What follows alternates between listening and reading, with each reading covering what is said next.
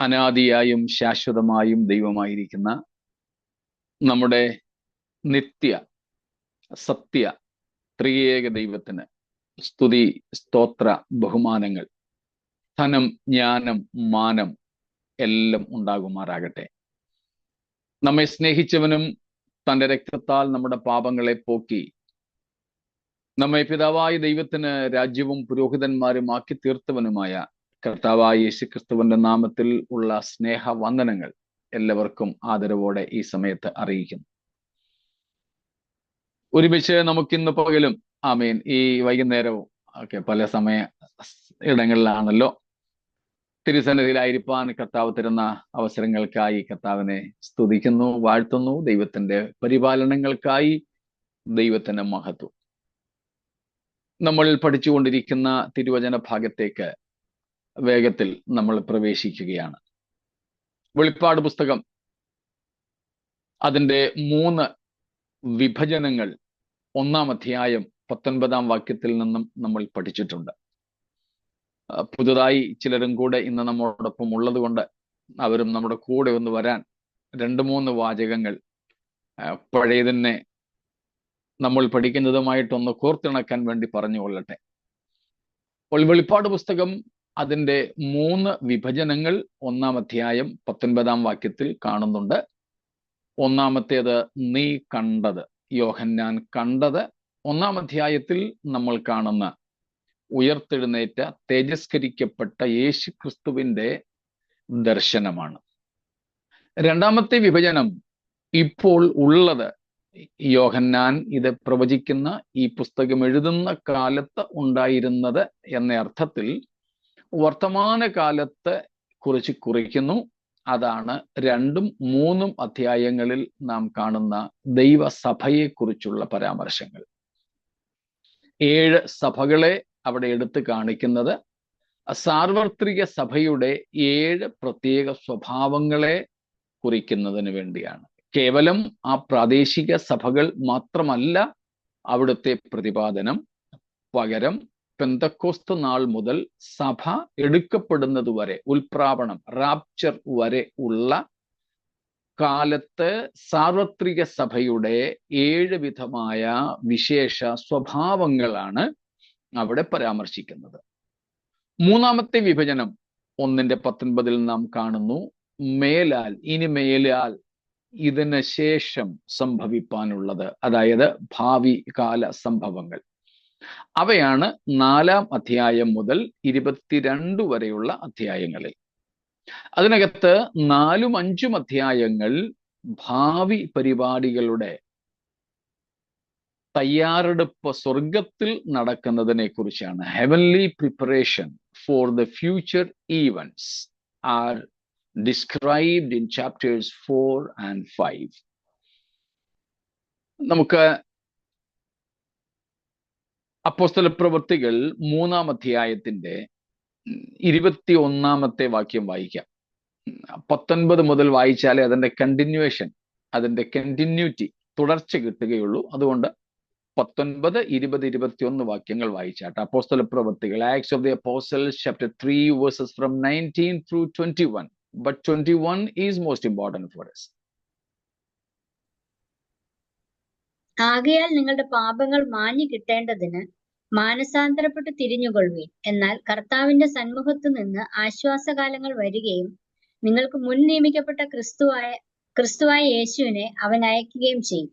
ദൈവം ലോകാരംഭം മുതൽ തന്റെ വിശുദ്ധ പ്രവാചകന്മാർ മുഖാന്തരം അരുളി ചെയ്തതൊക്കെയും യഥാസ്ഥാനത്താക്കുന്ന കാലം വരുവോളം സ്വർഗം അവനെ കൈക്കൊള്ളേണ്ടതാവുന്നു.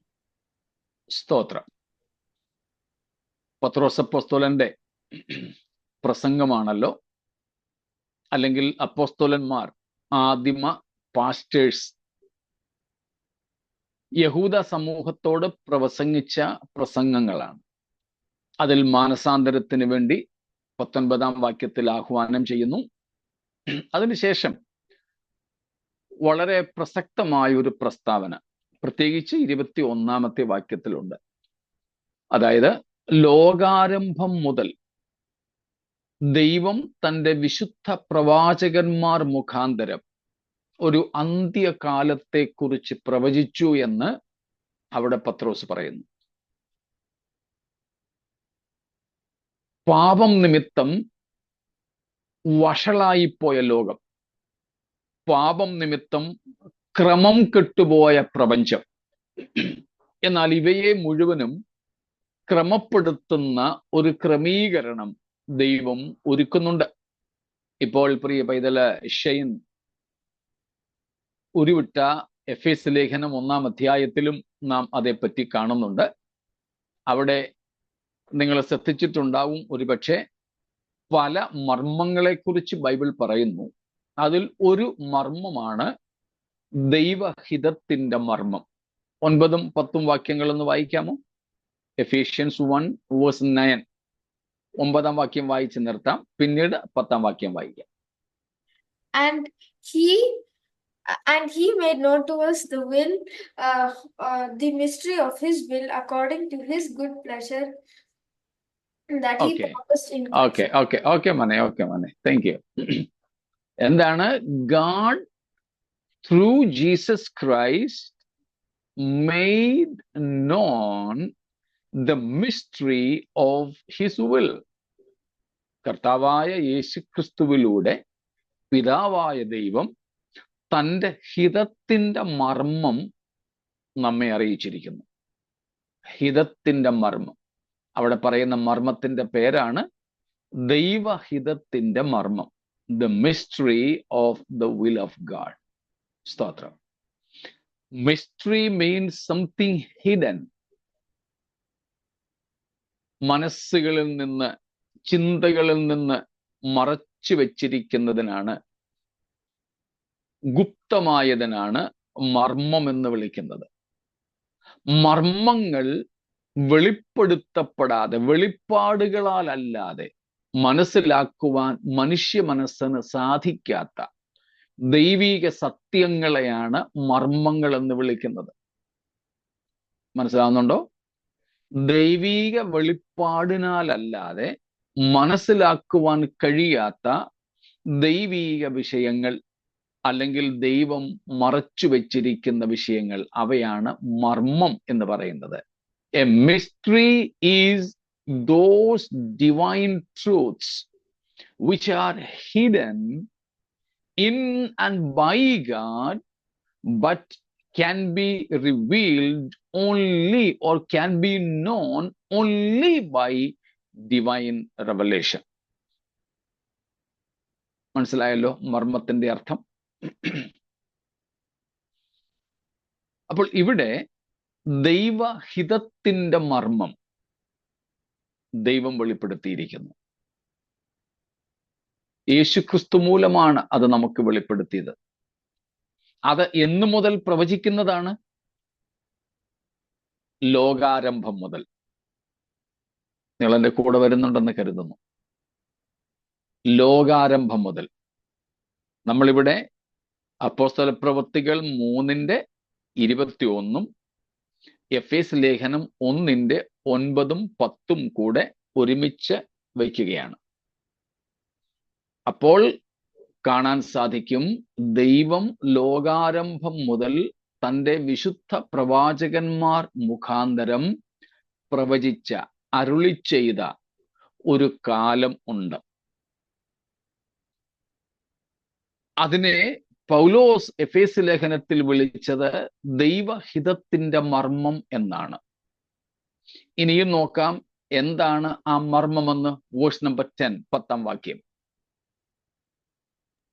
To be put into effect when the times will have reached its fulfillment, to bring all things in heaven and on earth together under one head, even Christ. Praise God. An appointment or an ordination of a particular time in which God would bring everything together in Christ Jesus, whether things in heaven or on earth. കണ്ടോ, എന്താ ദൈവഹിതത്തിന്റെ മർമ്മം എന്ന് പറയുന്നത്? ഒരു പ്രത്യേക സമയത്തിന്റെ നിയമനമാണ്. എന്തിനു വേണ്ടി? സ്വർഗത്തിലും ഭൂമിയിലും ഉള്ളതെല്ലാം ക്രിസ്തുവേശുവിൽ വീണ്ടും ഒന്നാക്കി തീർക്കുന്ന ഒരു സമയത്തിന്റെ ക്രമീകരണം. അതന്നെയല്ലേ പത്രോസും അപ്പോസ്തലപ്രവൃത്തികൾ 3:21 പറഞ്ഞത്? തമ്മിൽ ബന്ധമുണ്ടോ? സ്തോത്രം. കൂടെ നിങ്ങൾ വരുന്നുണ്ടല്ലോ. Praise God. കഴിഞ്ഞ ദിവസം നമ്മുടെ ക്ലാസ്സുകൾ ചിലത് യൂട്യൂബിൽ അപ്ലോഡ് ചെയ്യാറുണ്ടല്ലോ, നിങ്ങളും കണ്ടിട്ടുണ്ടായിരിക്കും. അതിൽ ഒരെണ്ണത്തിൽ 1-2 പേര് ദുരുപദേശകന്മാർ അതിന്റെ പുറകെ കൂടാറുണ്ട്. യേശു കള്ളനാണെന്നൊക്കെ പറയുന്ന ഒരു കക്ഷി ഉണ്ട്. എനിക്കറിയത്തില്ല ആരാണെന്ന്. ഏതായാലും മലയാളിയാ, കുഞ്ഞുമോൻ എന്നാണ് പേരും. ഒറിജിനൽ പേരാണോ എന്ന് പറഞ്ഞുകൂടാ. യേശുവും കള്ളനാണ്, കള്ളക്രിസ്തുവും കള്ളനാണ്, യേശു നിങ്ങളെ നാശത്തിലേക്ക് കൊണ്ടുപോകത്തുള്ളൂ എന്നൊക്കെ പറയുന്ന ഒരു ദുരുപദേശകനുണ്ട്. പുള്ളി ഉപദേശം എന്താണെന്നൊരു പിടുത്തമില്ല. വേറൊരാളുണ്ട്, CP തോമസ് എന്നാണ് അതിൽ എഴുതിയിരിക്കുന്നത്. അതും ഇവരുടെ ആരുടെ ഒറിജിനൽ പേരെന്താന്ന് നമുക്ക് അറിഞ്ഞുകൂടാ. അതിലും അദ്ദേഹവും വേറെ ചില നിലയിലാണ് അതിലൊക്കെ എഴുതാറുള്ളത്. ഞാൻ പ്രതികരിക്കാറില്ല. എന്നാൽ മറ്റൊരാളിന്റെ കമന്റ് ഞാൻ ഇന്നാണെന്ന് തോന്നുന്നു രാവിലെ കണ്ടു. അതിൽ നമ്മുടെ കൂട്ടത്തിലെ സഹോദരങ്ങളെ അപ്രീഷിയേറ്റ് ചെയ്തുകൊണ്ട് അദ്ദേഹം എഴുതിയിരിക്കുന്നു, ഈ യോഗത്തിൽ സംബന്ധിക്കുന്ന സഹോദരങ്ങൾ ചോദിക്കുന്ന ചോദ്യങ്ങൾ പലതും ഞങ്ങളുടെ ചോദ്യങ്ങൾക്കുള്ള ഉത്തരങ്ങളാണ്. അത് നിമിത്തം ഞങ്ങൾക്ക് സംശയ നിവാരണം ഉണ്ടാകുന്നു എന്ന്. അതിൽ ഞാൻ ചോദ്യം ചോദിക്കുന്ന നിങ്ങളെ വീണ്ടും അഭിനന്ദിക്കുകയാണ്. അതുകൊണ്ട് തന്നെയാണ് സമയം കുറച്ച് പോയാലും ചോദ്യം ചോദിക്കുവാൻ നിങ്ങൾക്ക് അവസരം തരുന്നത്. വിഷയം വിട്ടുപോകരുതെന്ന് മാത്രമേ ഉള്ളൂ.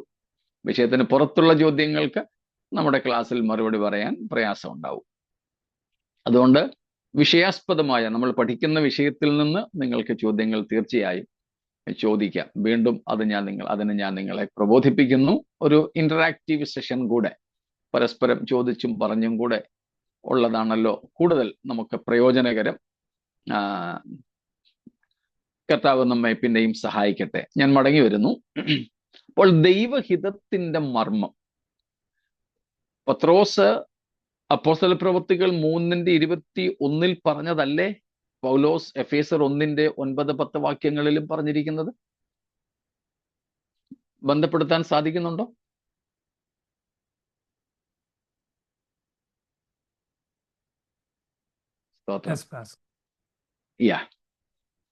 അപ്പോൾ പത്രോസ് പറഞ്ഞിരിക്കുന്നു,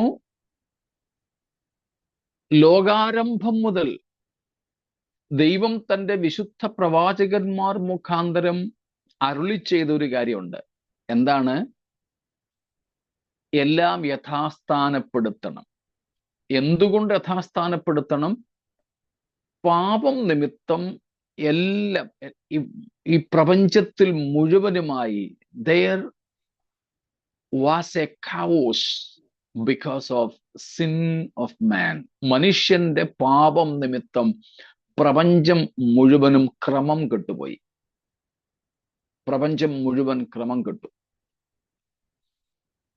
അതിനെ മുഴുവനും എന്ത് ചെയ്യും? ഒരു restoration, A universal restoration, a universal as well as a final restoration awaiting for the entire cosmos. മുഴു പ്രപഞ്ചത്തിനും, മനുഷ്യന് മാത്രമല്ല മുഴു പ്രപഞ്ചത്തിനും ഒരു ക്രമീകരണം ഉണ്ട്. ക്രമം കെട്ട അവസ്ഥയിൽ നിന്ന് ക്രമീകൃതമായ നിലയിലേക്ക് ഒരു പുനഃസ്ഥാപനം, ഒരു യഥാസ്ഥാപനം.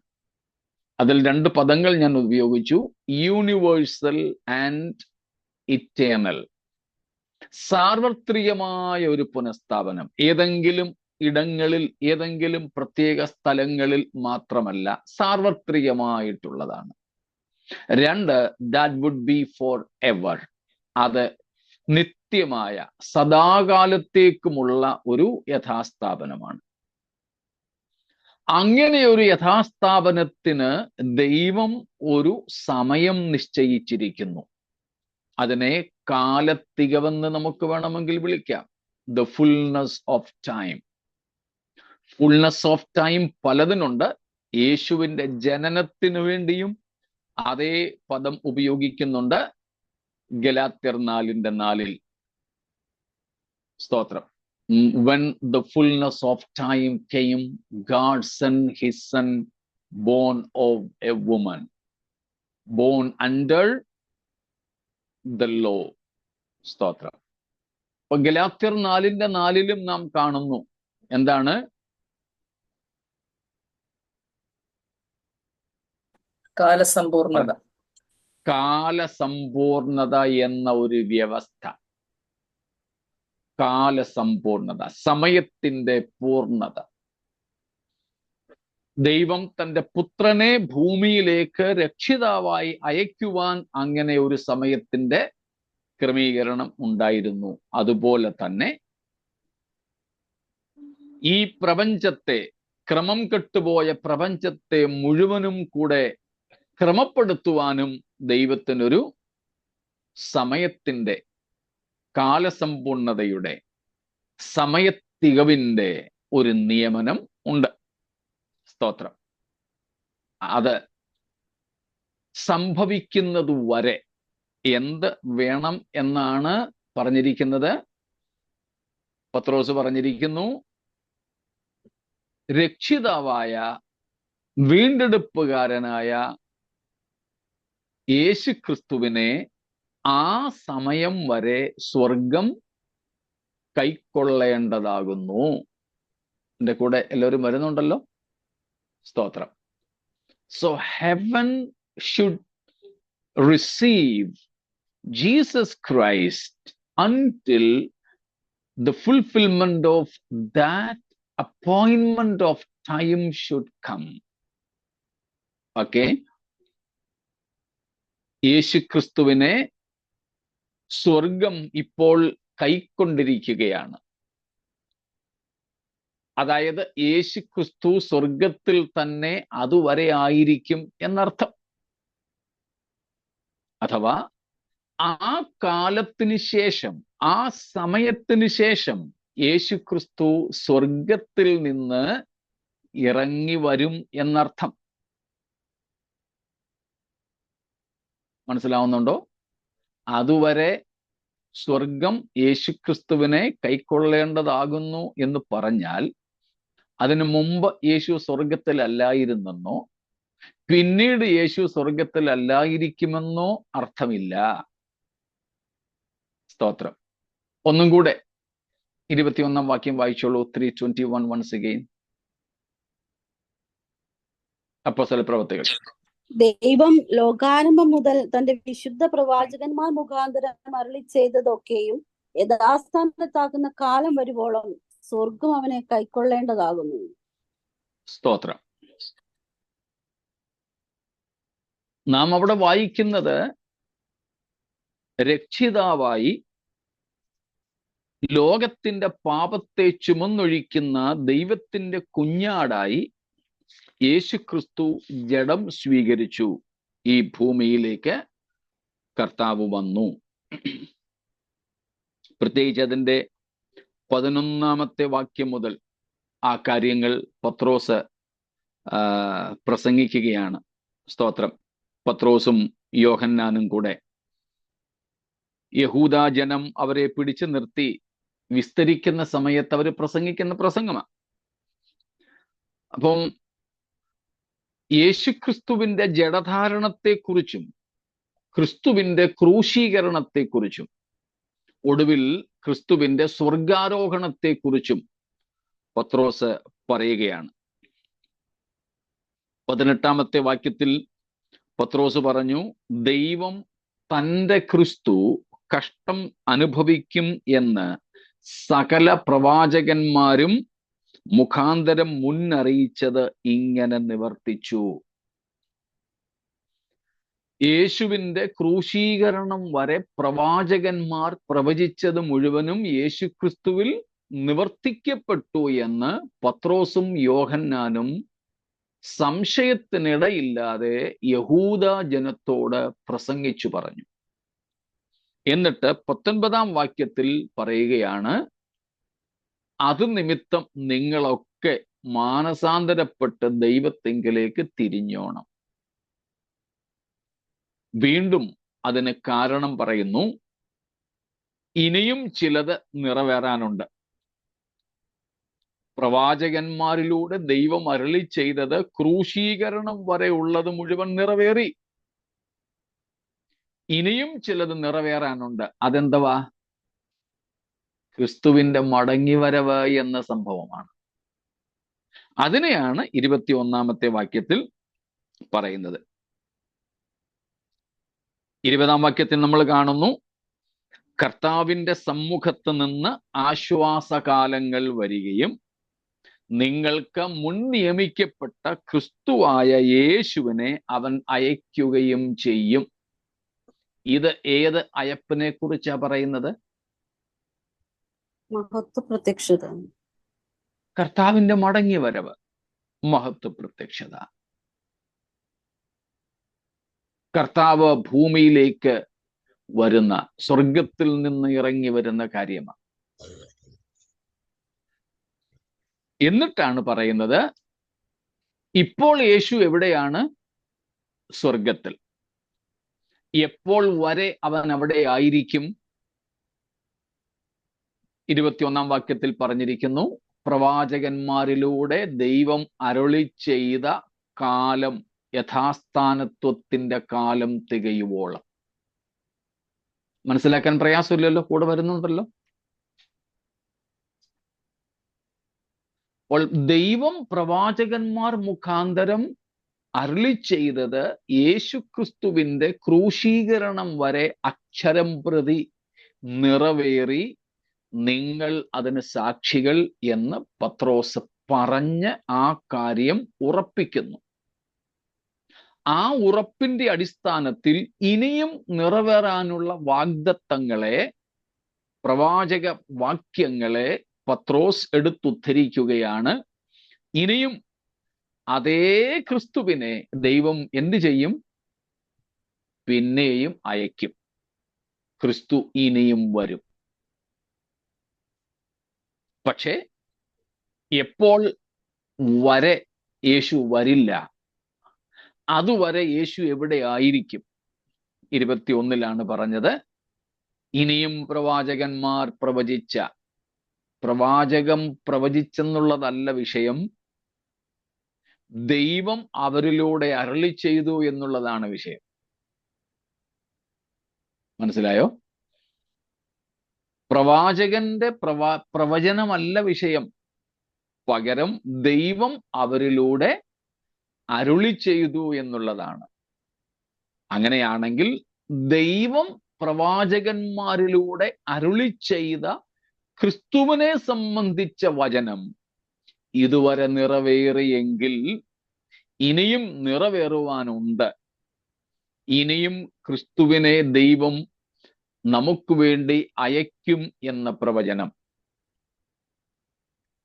എന്നാൽ ആ വരവ് എന്തിനു വേണ്ടി ആയിരിക്കില്ല എന്ന് എബ്രായർ 9:28 നമ്മൾ വായിച്ചിട്ടുണ്ട്. എന്തിനു വേണ്ടി അല്ല? പാപങ്ങളെ ചുമക്കുവാനായിട്ടല്ല. 28 എടുത്തെങ്കിലും ഒന്ന് വായിച്ചോളൂ. ഇല്ല, ഞാൻ പറഞ്ഞോളാം. ക്രിസ്തുവും അങ്ങനെ തന്നെ അനേകരുടെ പാപങ്ങളെ ചുമപ്പാൻ ഒരിക്കൽ അർപ്പിക്കപ്പെട്ടു. തനിക്കായി കാത്തു നിൽക്കുന്നവരുടെ രക്ഷയ്ക്കായി അവൻ പാപം കൂടാതെ രണ്ടാമത് പ്രത്യക്ഷനാകും. സ്തോത്രം. അനേകരുടെ പാപങ്ങളെ ചുമപ്പാൻ അവൻ ഒരിക്കൽ പ്രത്യക്ഷനായി. അതാണ് പത്രോസും ഇവിടെ അപ്പോസ്തല പ്രവൃത്തികൾ 3:18 പറഞ്ഞു നിർത്തിയത്. എബ്രായലേഖനം 9:28 രണ്ടാം ഭാഗം, ഇനിയും അവൻ പ്രത്യക്ഷനാകും.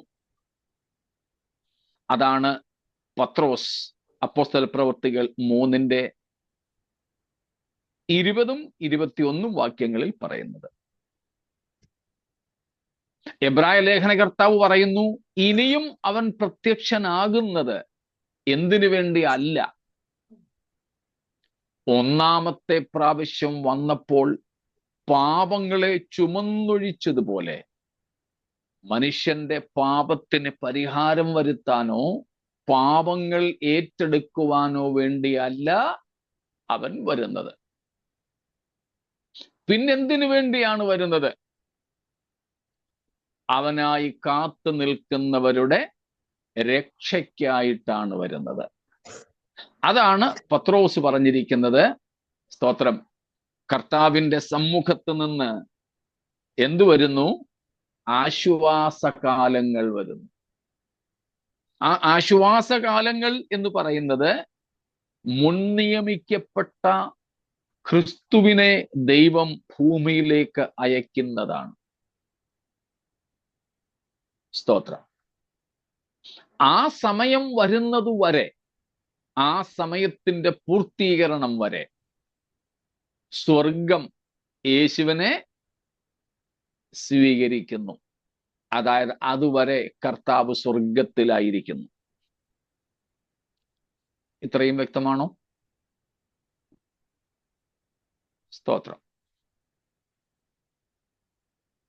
ഇതിനോട് ദാവീദ് പ്രവാചകന്റെ വാക്കുകളും കൂടെ കൂട്ടിച്ചേർക്കട്ടെ.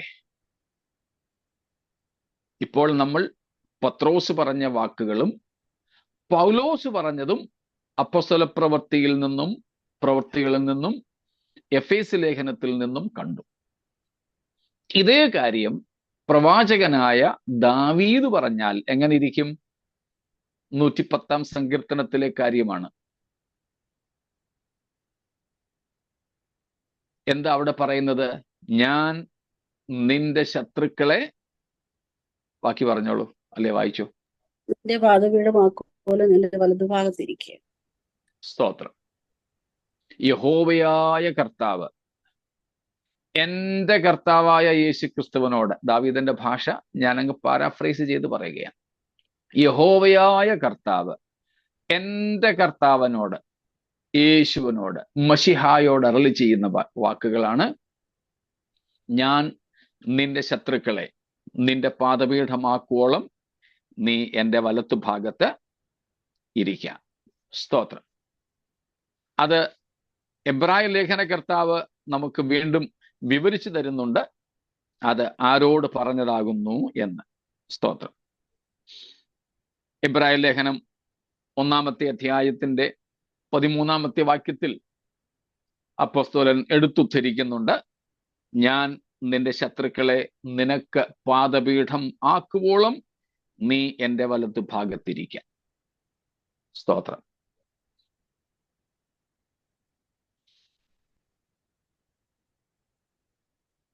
ഇത് മൂന്നും കൂടെ യോജിപ്പിച്ച് കാര്യം മനസ്സിലാക്കാൻ പ്രയാസമില്ലല്ലോ. പത്രോസ് പറഞ്ഞതും പൗലോസ് പറഞ്ഞതും ദാവീദ് പറഞ്ഞതും എബ്രായ ലേഖനത്തിലെ അപ്പോസ്തലൻ 1-ാം അധ്യായത്തിൽ പറഞ്ഞതും കൂടെ, ഈ 4 കാര്യങ്ങൾ. ക്രിസ്തുവിനെ, ഏത് ക്രിസ്തുവിനെ? ഉയർത്തെഴുന്നേറ്റ് സ്വർഗാരോഹണം ചെയ്ത ക്രിസ്തുവിനെ സ്വർഗം ഇപ്പോൾ കൈക്കൊണ്ടിരിക്കുകയാണ്. സ്വർഗാരോഹണം മുതൽ യേശു സ്വർഗത്തിൽ. എവിടെ? പിതാവിന്റെ വലത്തു ഭാഗത്ത്. എന്ത് ചെയ്യുന്നു? 2 കാര്യങ്ങൾ. ഒന്ന്, നമുക്ക് വേണ്ടി മഹാപുരോഹിത വൃത്തി ചെയ്യുന്നു. മറ്റൊന്ന്, ദൈവം നിയമിച്ച സമയത്തിന്റെ പൂർത്തീകരണത്തിനായി കാത്തിരിക്കുന്നു. ആ സമയത്തിന്റെ പൂർത്തീകരണത്തിൽ എന്ത് സംഭവിക്കും? സകലവും പണ്ട് ആയിരുന്നതുപോലെ ക്രിസ്തുവിൽ യഥാസ്ഥാനപ്പെടും. സ്വർഗത്തിലുള്ളതും ഭൂമിയിലുള്ളതും എല്ലാം ദൈവത്തിന്റെ സമ്പൂർണ്ണ ഹിതപ്രകാരം യഥാസ്ഥാനപ്പെടും. മറ്റൊരു കാര്യം അപ്പോൾ സംഭവിക്കും. ക്രിസ്തുവിന്റെ സകല ശത്രുക്കളും അവന്റെ കാൽ കീഴിലാകും. നമുക്കറിയാം ഒത്തിരി ശത്രുക്കളുണ്ട് നമുക്കും ക്രിസ്തുവിനും. സ്തോത്രം. ദൈവത്തിന്റെ പ്രപഞ്ചത്തിന് ശത്രുക്കളായി ദൈവം യഥാർത്ഥ സൃഷ്ടിയിൽ സൃഷ്ടിക്കാത്തതായി, ദൈവം സൃഷ്ടിക്കാത്തതൊന്നുമില്ല, ദൈവം യഥാർത്ഥ സൃഷ്ടിയിൽ സൃഷ്ടിക്കാത്തതായി പിന്നീട് ദൈവത്തിന് ഉണ്ടാക്കേണ്ടി അല്ലെങ്കിൽ അനുവദിക്കേണ്ടി വന്നതായ ചില കാര്യങ്ങൾ ഉൾപ്പെടെ നമുക്ക് ശത്രുക്കളായിട്ടുണ്ട്. കാര്യം ചിലർക്കെങ്കിലും മനസ്സിലായി കാണാൻ പറഞ്ഞത്. ഒറിജിനൽ സൃഷ്ടിയിൽ ഉൾപ്പെടാത്തതായും ഇന്ന് നമ്മുടെ ശത്രുവായും കാണപ്പെടുന്ന ഒരു ശത്രുവിന്റെ പേര് പറയാമായിരിക്കുമല്ലോ. പിശാചാണ്. പാപം. വേണ്ട, ഏറ്റവും ഒടുക്കത്തെ ശത്രു നീങ്ങി പോകുന്നതെന്ന് പറഞ്ഞാൽ മതി. മരണം. മരണം. ദൈവം ആഗ്രഹിച്ചതല്ല നാം മരിക്കണം എന്നുള്ളത്, അല്ലെങ്കിൽ മരണം ദൈവം നമുക്ക് നിയമിച്ചതായിരുന്നില്ല. പാപം നിമിത്തം അതിന്റെ പരിണിത ഫലമായി സംഭവിച്ചതാണ്.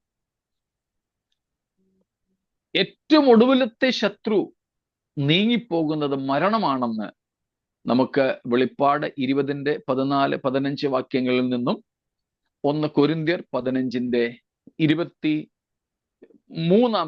വാക്യത്തിൽ നിന്നും മനസ്സിലാക്കാൻ സാധിക്കും. 23 മുതൽ 26 വരെയുള്ള വാക്യങ്ങളിൽ നമുക്ക് ആ കാര്യങ്ങൾ കാണാം. പറഞ്ഞതിന്റെ സാരം, ക്രിസ്തുവിനെ സ്വർഗം കൈക്കൊള്ളേണ്ടതാകുന്നു. ഇപ്പോൾ സ്വർഗാരോഹണം മുതൽ അങ്ങനെ സ്വർഗം അവനെ കൈക്കൊണ്ടിരിക്കുന്നു. എപ്പോൾ വരെ? സകലത്തെയും യഥാസ്ഥാനപ്പെടുത്തുന്ന ദൈവീക കാലസമ്പൂർണതയുടെ സമയം വരെ. മറുഭാഗം, കർത്താവ് തന്റെ ശത്രുക്കളെ മുഴുവനും തന്റെ പാദപീഠം ആക്കുന്നതുവരെ. ഇവിടെ വെളിപ്പാട് പുസ്തകം 1:19 നാം കാണും പോലെ ഭാവികാല സംഭവങ്ങളുടെ ചുരുളഴിയുകയാണ്. വെളിപ്പാട് 4-ാം അധ്യായം മുതൽ ആ ഭാവികാല സംഭവങ്ങൾക്ക് നാന്ദി കുറിക്കുന്നു. അതിൻ്റെ ആദ്യ ഭാഗമായി സ്വർഗത്തിൽ അതിനുള്ള തയ്യാറെടുപ്പുകൾ നടക്കുന്നു. അതിൻ്റെ വിവരണമാണ് 4-5 അധ്യായങ്ങൾ വെളിപ്പാട്. യേശുക്രിസ്തു പിതാവിന്റെ വലത്ത് ഭാഗത്ത് നമുക്ക് വേണ്ടി മധ്യസ്ഥത അണച്ചുകൊണ്ടും തൻ്റെ സകല ശത്രുക്കളെയും തൻ്റെ കാൽ കീഴാക്കുന്നതുവരെയും പ്രതീക്ഷയോടും കാത്തിരിക്കുന്ന മശിഹ. പക്ഷേ 5-ാം അധ്യായത്തിലേക്ക് നാം വരുമ്പോൾ, വെളിപ്പാട് 5-ാം അധ്യായത്തിലേക്ക് വരുമ്പോൾ, ആ മശിഹ ഇപ്പോൾ ഇതാ എഴുന്നേറ്റ് വേറെ ചില പ്രത്യേക നടപടിക്രമങ്ങളിലേക്ക് പ്രവേശിക്കുന്നു. മശിഹ മഹാപുരോഹിത വൃത്തിയിൽ നിന്ന് എഴുന്നേറ്റു എന്ന് പറഞ്ഞാൽ, സ്തോത്രം, യേശുക്രിസ്തുവിന്റെ ന്യായാധിപത്യം തുടങ്ങി എന്നർത്ഥം. മനസ്സിലാവുന്നുണ്ടോ? സ്തോത്രം. യേശുക്രിസ്തു, സ്തോത്രം, ന്യായാധിപനായി, സ്തോത്രം, ഇവിടെ കാര്യം ഭരമേൽക്കുകയാണ്. സ്തോത്രം. ക്രിസ്തുവിന്റെ ന്യായാധിപത്യം ആരംഭിക്കുന്നു.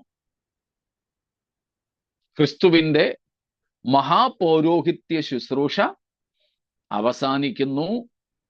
എന്നിട്ടാണ് അവൻ ന്യായാധിപനായി എഴുന്നേൽക്കുന്നത്. അതാണ് നാം 5-ാം അധ്യായത്തിൽ വ്യക്തതയോടെ കാണുന്നത്. അങ്ങനെ ന്യായാധിപതിയായി യേശു എഴുന്നേറ്റപ്പോൾ തൻ്റെ ന്യായാധിപത്യത്തിൻ്റെ തുടക്കമാണ് 6-ാം അധ്യായം മുതൽ. അതിനുവേണ്ടിയാണ് 7 മുദ്രകളാൽ മുദ്രയിടപ്പെട്ട പുസ്തകം പിതാവിന്റെ കയ്യിൽ നിന്നും വാങ്ങിയത്. ക്രിസ്തു കാൽവറിയിൽ തന്റെ ചോര വിലയായി നൽകി വീണ്ടെടുപ്പിന്റെ പ്രക്രിയ നിവർത്തിച്ചു, അതിന്റെ വില നൽകി. പക്ഷേ വീണ്ടെടുപ്പ് പൂർണ്ണമായിട്ടില്ല. അതിന്റെ അന്തിമ നടപടിക്രമങ്ങളിലേക്ക് കുഞ്ഞാട് പ്രവേശിക്കുകയാണ് 6-ാം അധ്യായം മുതൽ. അത് 19-ാം അധ്യായം വരെ തുടരുന്നു. 6-ാം അധ്യായം മുതൽ, അല്ലെങ്കിൽ 5-ാം അധ്യായം മുതൽ എന്ന് പറയാം. കുഞ്ഞാട് എഴുന്നേറ്റ് പുസ്തകം വാങ്ങുന്നത് മുതൽ കുഞ്ഞാട് രാജ്യഭാരമേൽക്കുന്നത് വരെയും 20-ാം അധ്യായത്തിൽ ഒടുവിലത്തെ ശത്രുവായി മരണത്തെയും പാതാളത്തെയും തീപ്പുകയിൽ തള്ളിയിടുന്നത് വരെയും ആ വീണ്ടെടുപ്പിന്റെ പ്രക്രിയ അനുസ്യൂതം തുടരുകയാണ്. സ്തോത്രം. ഇത്രയും കാര്യങ്ങൾ വ്യക്തമാണോ? ഇത്രയും കാര്യങ്ങളിലും ഇന്നലെ നമ്മൾ ചിന്തിച്ചതിലും എന്തെങ്കിലും സംശയങ്ങൾ ഉണ്ടെങ്കിൽ ചോദിച്ചാട്ടെ. പക്ഷേ അപ്പോക്രിഫ എന്ന് പറയുന്ന ഈ കത്തോലിക്ക ബൈബിളിലുള്ളത് അത് ആരെഴുതിയതാ ആ പുസ്തകങ്ങള്? അപ്പോക്രിഫ അതാരെഴുതി എന്നുള്ളത് വ്യക്തമല്ല. പല പേരുകൾ അതിനുണ്ട്. മക്കാബിയരുടെ പുസ്തകമെന്നും എസ്ഡ്രായുടെ പുസ്തകമെന്നും ഒക്കെ, ദാനിയേലിന്റെ തന്നെ പേരിലുള്ള പുസ്തകങ്ങളുണ്ട്. അപ്പം അക്കാലത്തുള്ള യഹൂദന്മാരിൽ ആരോ എഴുതി. ആ എഴുത്തുകാരും വ്യക്തമല്ലാത്തത് കൊണ്ടും കൂടെയാണ് അത് തിരുവഴുത്തിൽ രേഖപ്പെടുത്താത്തത്. ഓക്കെ. പാസ്റ്ററെ, 1 തെസ്സലോനിക്കർ 3:13 നമ്മുടെ കർത്താവായ യേശു തന്റെ സകല വിശുദ്ധന്മാരുമായി വരുന്ന പ്രത്യക്ഷത എന്ന് പറയുന്നു. അത് മഹത്വ പ്രത്യക്ഷതയല്ല. അപ്പോഴത്തേനും സഭ എടുക്കപ്പെടത്തില്ല. പിന്നെ എന്തുകൊണ്ടാണ് അവിടെ അങ്ങനെ പറഞ്ഞിരിക്കുന്നത്? യേശുക്രിസ്തുവിന്റെ പ്രത്യക്ഷത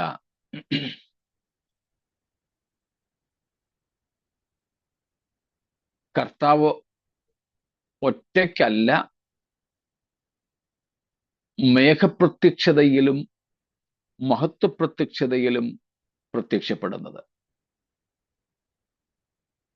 അവന്റെ സകല ദൂതന്മാരുമായിട്ടാണ് വരുന്നത്. ആ കർത്താവിന്റെ പ്രത്യക്ഷതയെ പൗലോസ് അങ്ങനെ വിളിക്കുകയാണ്. സ്തോത്രം.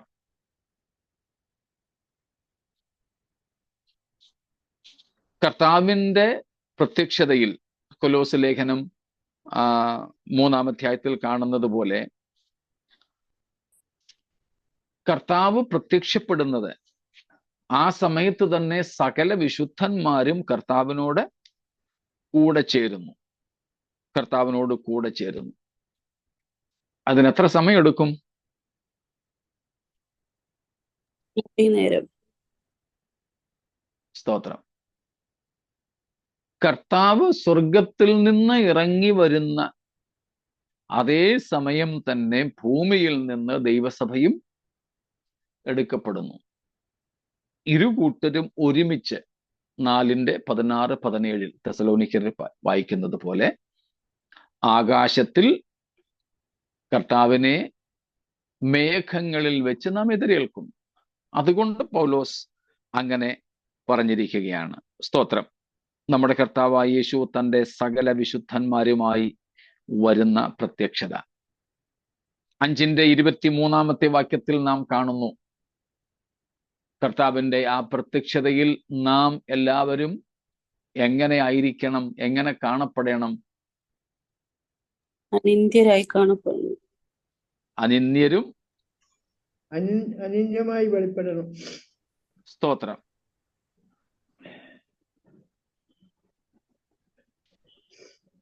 അപ്പോൾ കർത്താവിന്റെ പ്രത്യക്ഷതയെങ്കിൽ അതിനൊരു സമയമില്ല. നമുക്കതിനെ എങ്ങനെ വേർതിരിക്കാൻ പറ്റും? ആ ഫ്രാക്ഷൻ ഓഫ് സെക്കൻഡ്സിനെ, നൊടിയിടയിൽ.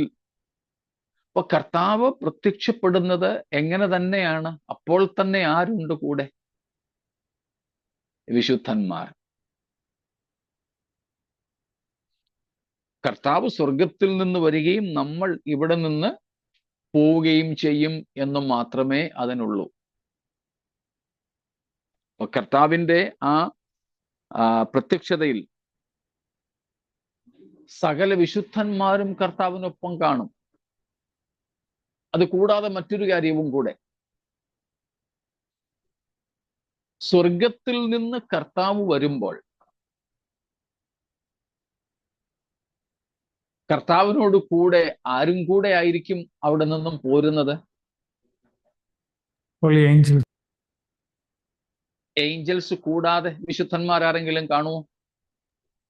അവിടെയുള്ള വിശുദ്ധന്മാരെ കാലത്തുനിന്ന് ഉയർത്തെഴുന്നേറ്റ ഉയർത്തെഴുന്നേറ്റ വിശുദ്ധന്മാരുണ്ട്. 2 മരിച്ച വിശുദ്ധന്മാരുടെ ആത്മാക്കളും ദേഹികളും ഉണ്ട്. അങ്ങനെ നോക്കിയാലും ക്രിസ്തു ഒറ്റയ്ക്കല്ല. യെസ്.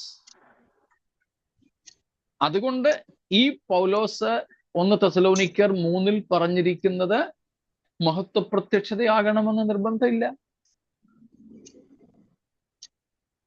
സ്തോത്രം. അപ്പൊ കർത്താവ് വരുമ്പോൾ തന്റെ വിശുദ്ധന്മാർ, ദൂതസംഘമുണ്ട്. 2 യേശുക്രിസ്തുവിന്റെ ഉയർത്തെഴുന്നേൽപ്പിന്റെ സമയത്ത് കല്ലറകൾ വിട്ടുപോയ വിശുദ്ധ സംഘമുണ്ട്. അവർ ഓൾറെഡി പുനരുത്ഥാന ശരീരികളാണ്. 3 മരിച്ച് കർത്താവിന്റെ സന്നിധിയിൽ വിശ്രമിക്കുന്ന സകല വിശുദ്ധന്മാരുമുണ്ട്. അവർക്ക് ഉയർപ്പ് ആവശ്യമുണ്ടെന്നേ ഉള്ളൂ. അതെല്ലാം ഇത്രയും നേരം കൊണ്ട് കഴിയുമെന്ന് മാത്രം. സ്തോത്രം.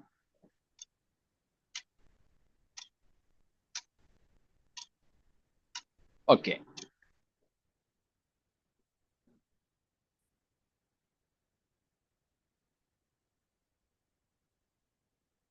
ശരി, മറ്റൊന്നുമില്ലെങ്കിൽ നമുക്ക് ബാക്കി തുടരാം.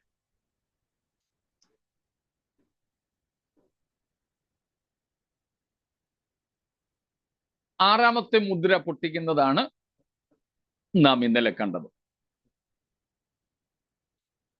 വെളിപ്പാട് 6-ാമത്തെ അധ്യായത്തിൽ ദൈവകുഞ്ഞാട് 7 മുദ്രകളാൽ മുദ്രയിടപ്പെട്ട പുസ്തകത്തിന്റെ മുദ്രകൾ 1, 2, 3 എന്ന് തുറക്കുന്നു. 1 മുതൽ 4 വരെയുള്ള മുദ്രാഭേദനത്തിൽ രാഷ്ട്രീയമായ പല കാര്യങ്ങളും ഉടലെടുക്കുന്നത് കണ്ടു. 5-ാം മുദ്ര പൊട്ടിച്ചപ്പോൾ ഉണ്ടായത് റിലീജിയസ് ആയിട്ടുള്ള മതപരമായ ചില സംഭവങ്ങളാണ്. 6-ാമത്തെ മുദ്ര പൊട്ടിച്ചപ്പോൾ നാം കണ്ടത് കോസ്മിക് ആയിട്ടുള്ള പ്രകൃതിയിൽ ഉണ്ടാകുന്ന ചില കാര്യങ്ങളാണ്. അതിൽ 5 അല്ലെങ്കിൽ 6 കൂട്ടം കാര്യങ്ങൾ നമ്മൾ കാണുകയുണ്ടായി. പ്രത്യേകിച്ച്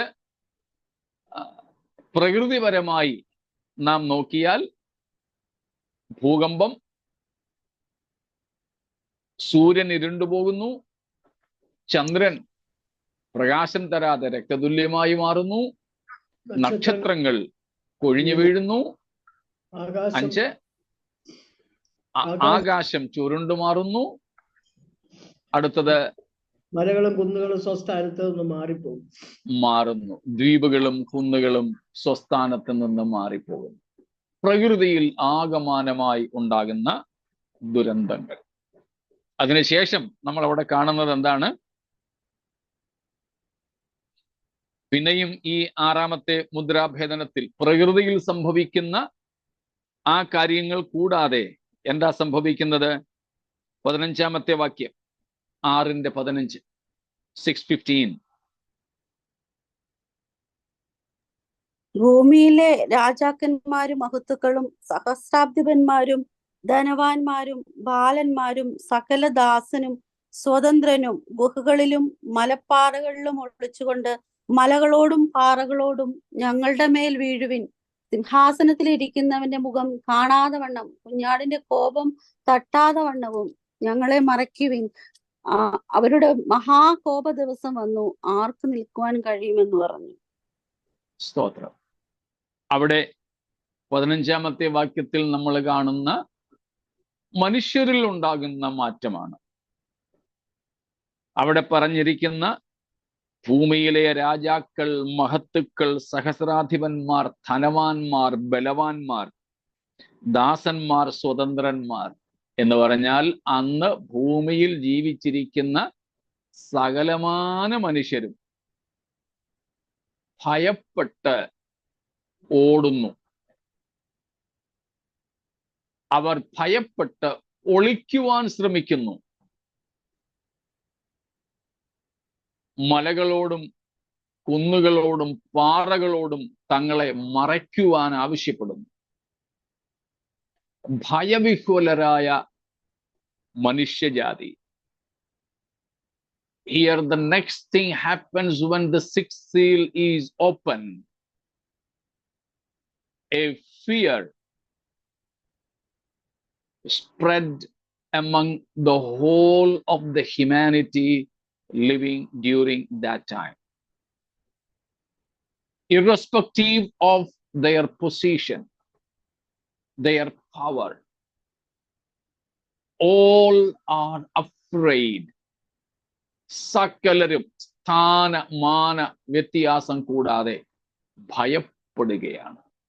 ആഗോള വ്യാപകമായ ഒരു ഭയം മനുഷ്യജാതിയിന്മേൽ നിവർന്നു നിൽക്കുവാൻ കഴിയാത്തതുപോലെ വ്യാപരിക്കുന്നു. അടുത്ത സംഭവം 16-ാം വാക്യത്തിൽ നാം കാണുന്നു. 16ഉം 17ഉം വാക്യങ്ങളിൽ കുഞ്ഞാടിന്റെ കോപദിവസം വന്നു. The coming of the day of wrath of the Lamb. ദൈവകുഞ്ഞാടായ ക്രിസ്തുവേശുവിന്റെ മഹാകോപം വെളിപ്പെടുകയാണ്.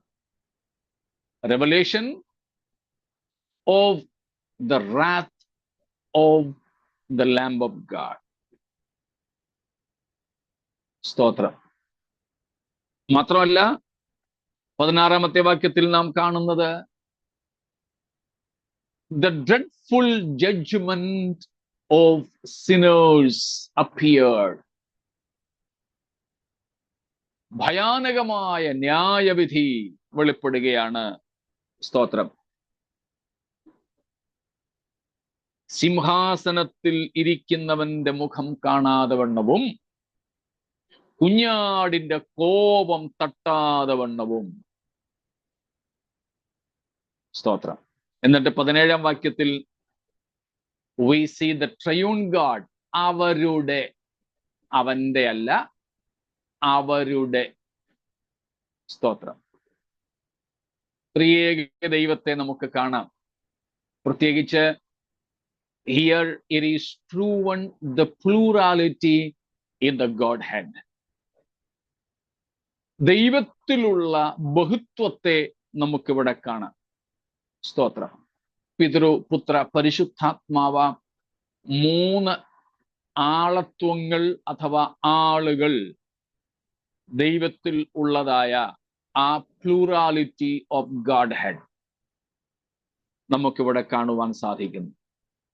അപ്പോൾ 14-ാമത്തെ വാക്യം വരെ നാം കാണുന്നത് 6-ാം മുദ്രാഭേദനത്താൽ ഉളവാകുന്ന പ്രകൃതിയിലെ സംഭവങ്ങളാണ്.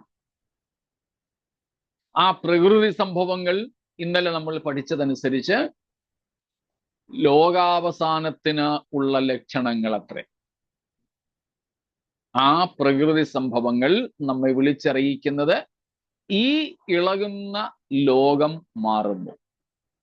ഈ ഇളക്കമുള്ളത് ഇളക്കമില്ലാത്തതിന് വേണ്ടി ഇളകി മാറിപ്പോകുന്നു.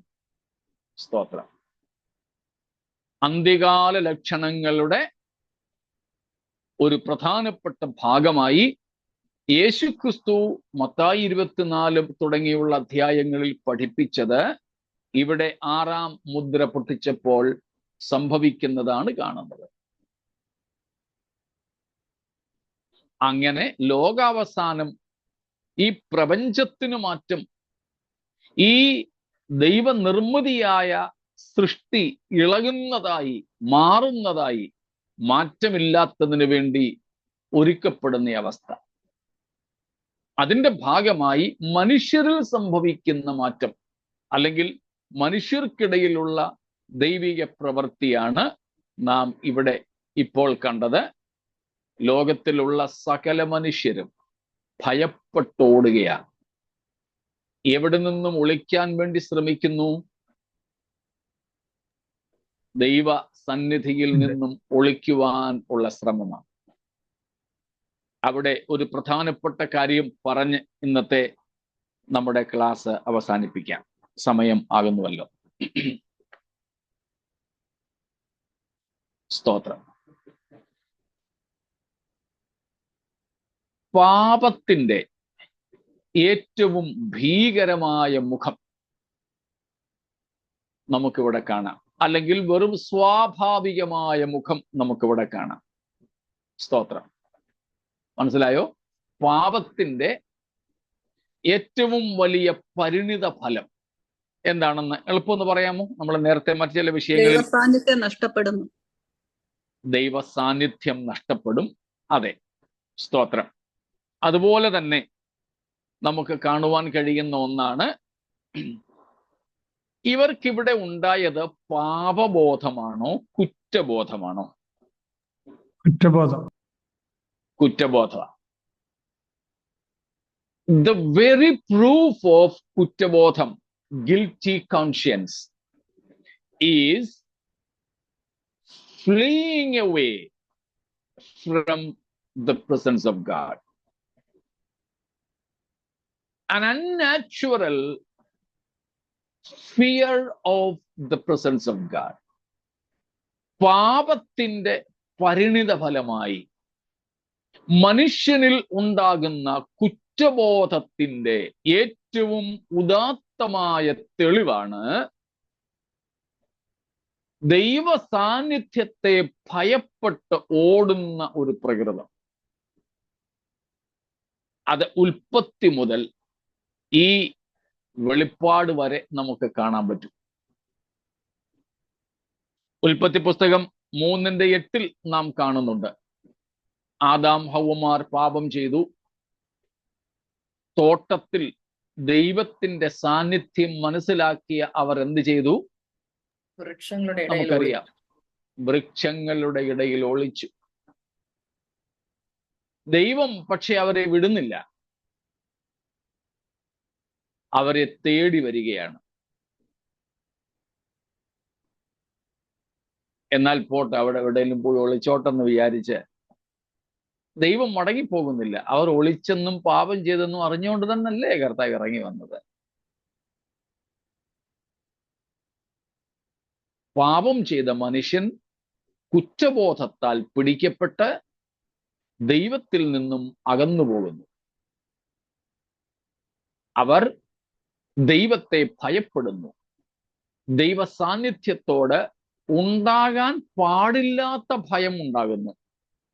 ദൈവത്തെ നമുക്ക് ഭയം വേണം, അത് ഉണ്ടാകേണ്ട ഭയമാണ്. മനസ്സിലാവുന്നുണ്ടോ? 2 തരം ഭയമുണ്ട് ദൈവത്തെ. നമുക്ക് ദൈവത്തോട് ഉണ്ടായിരിക്കേണ്ട ഭയവുമുണ്ട്, ഉണ്ടാകാൻ പാടില്ലാത്ത ഭയവുമുണ്ട്. ഇത് രണ്ടുമില്ലാത്ത പുള്ളികളും ഇപ്പോഴുണ്ട്. എന്നാൽ അവർ പിന്നീട് ഉണ്ടാകാൻ പാടില്ലാത്ത ഭയം ഗ്രസിച്ചവരായിട്ട് തീരും. എന്നാൽ ഇന്ന് ദൈവത്തോട് ഉണ്ടാകേണ്ട ഭയം നമുക്കുണ്ടെങ്കിൽ ഉണ്ടാകേണ്ടാത്ത ഭയം നിമിത്തം നാം ദൈവത്തിൽ നിന്ന് ഓടിപ്പോവുകയില്ല. സ്തോത്രം.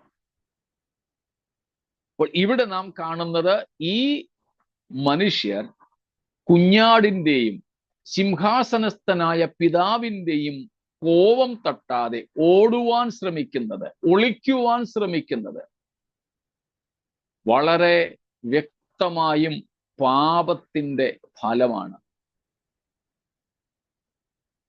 സ്തോത്രം. അതേസമയം പാപബോധം വന്നാലോ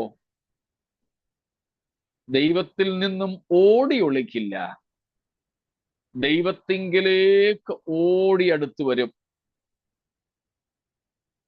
പാപം സമ്മതിച്ചുകൊണ്ട്, ക്ഷമ യാചിച്ചുകൊണ്ട്,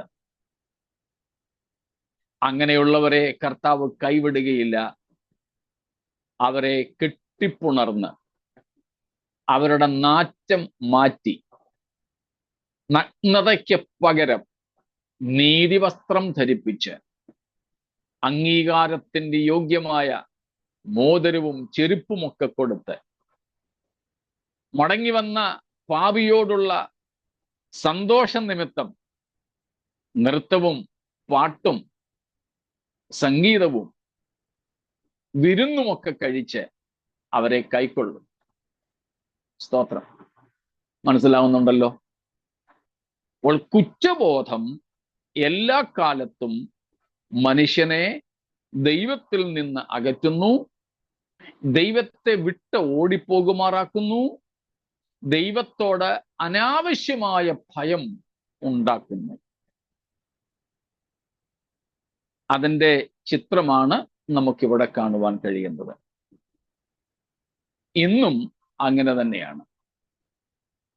എന്നാൽ പാപബോധം വന്നാൽ അവർ ദൈവത്തിങ്കിലേക്ക് പത്രോസിനെ പോലെ യേശു പറഞ്ഞ മുടിയൻ പുത്രൻ എന്ന് പറയുന്ന ആ ഇളയ പുത്രനെ പോലെ ഓടി വരും. സ്തോത്രം. ലൂക്കോസ് 7-ാം അധ്യായത്തിൽ ശിമോന്റെ വീട്ടിൽ വിരുന്നിനിരിക്കുന്ന യേശുവിനെ കാണാം. അവിടെ ആ പട്ടണത്തിലെ അല്ലെങ്കിൽ ഗ്രാമത്തിലെ ഏറ്റവും നികൃഷ്ട ജീവിതം നയിച്ച ഒരു സ്ത്രീയെ, പാപിനിയായ സ്ത്രീയെ കാണുന്നു. അവൾക്ക് പക്ഷേ ക്രിസ്തുവിനോട് അടുക്കാൻ കഴിയാത്ത ഭയം തോന്നിയോ? ഇല്ല. അവൾ പാപത്തിന്റെ അടിത്തട്ടിലായിരുന്നെങ്കിലും അവൾക്ക് പരിശുദ്ധനായ ക്രിസ്തുവിനോട് അടുക്കുവാൻ ഭയമുണ്ടായില്ല. പകരം അവൾക്ക് ക്രിസ്തുവിനോട് അടുക്കുവാൻ ആകർഷണമാണ് ഉണ്ടായത്. അത് നിമിത്തം അവൾ പാപബോധം വന്ന് അനുതപിച്ച് പാപക്ഷമ പ്രാപിച്ചവളായി ദൈവത്തോട് നിരന്നവളായി തീർന്നു.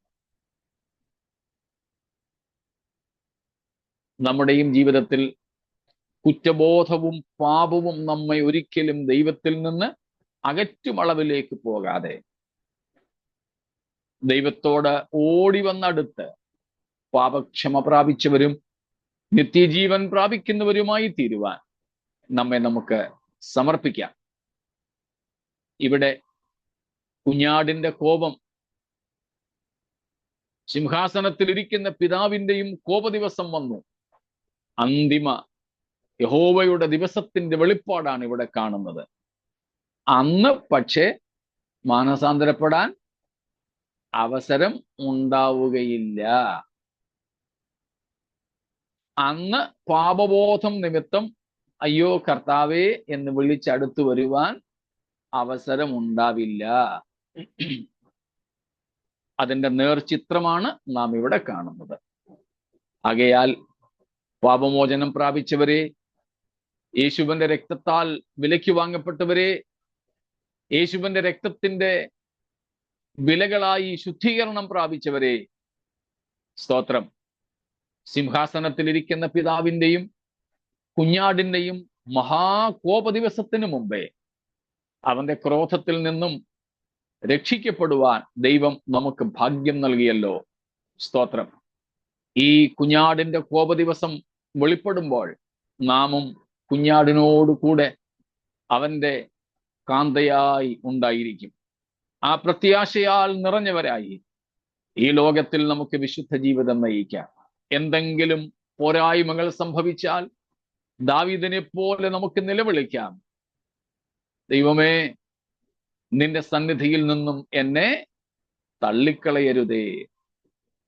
വീണ്ടെടുപ്പിൻ നാളിനായി എന്നെ മുദ്രയിട്ടിരിക്കുന്ന നിന്റെ പരിശുദ്ധാത്മാവിനെ എന്നിൽ നിന്ന് എടുക്കുകയും അരുതേ. നമുക്ക് നമ്മുടെ കർത്താവിന്റെ വരവിനായിട്ട് ഒരുങ്ങാം. ഈ സുപ്രസാദകാലം നഷ്ടമാക്കി കളയാതെ കോപദിവസത്തിൽ നിന്നും രക്ഷിക്കപ്പെട്ടവരായി കർത്താവിന്റെ ആ കാലസമ്പൂർണതയുടെ ഒരുക്കത്തിൽ നാമും പങ്കാളികളാകാം. ദൈവമായ കർത്താവ് ഈ വചനങ്ങളാൽ നമ്മെ അനുഗ്രഹിക്കുമാറാകട്ടെ.